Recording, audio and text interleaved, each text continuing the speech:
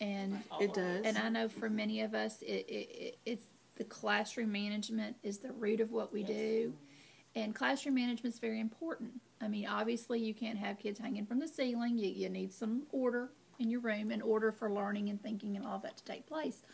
But what I'm finding is that the more I do the thinking routines, the more that the kids are truly into what we are doing in that classroom, what we are learning, the less I have to correct, because the kids are in the room with me and they're not as likely to engage in other behaviors. And I'm seeing that in all the grade levels that I'm able to come in and visit. And so the balance that Allison was talking about is crucial.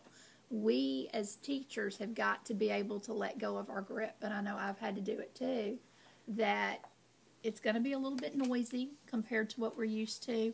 Something that I'm thinking of is I've read this book, and it ties into what we saw in terms of the scenarios.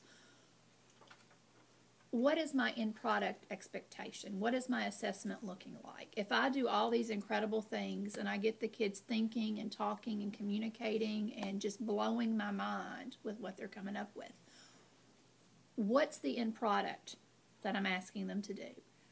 Is it a worksheet in which it's an ABCD answer? Is it a project? You know, how am I balancing out how the kids are going to show me what they understand? And is that changing? Is that changing? That's my big question. Am I asking enough of the kids in terms of their independent learning? Am I coming, and you know, as I'm wanting the kids to think outside of the box, am I thinking outside of the box in terms of what I call the end product? How the kids are showing me what they know. Exactly, and that goes back to that where he made the statement that getting past that workmanlike manner. And that really hit home in, I don't know who gave the speech at the Project Zero, when they started talking about how we call it homework.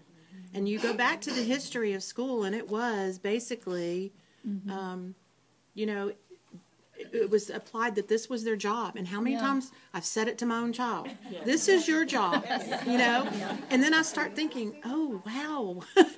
But homework, classwork, daily work, you know, we're ingrained in that, and to let go of that, to let these kids, it's really, it's not work. It should be learning. It should be learning, understanding. We need to change our terminology. Yeah. We need to also change our assessment practices, and I think that's, like I told you, I'm committed to this.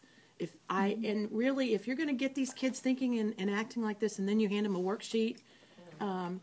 And Lord knows I'd like to get away from those study guides, those fill-in-the-blank study guides. And I know that's hard because they've become accustomed to it.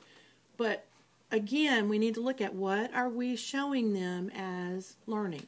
There is still some place for those things that we have to, multiplication, facts, all of those. We have to have some of those. But when we can, if we can get away from some of that we're holding on to, it's going to take time.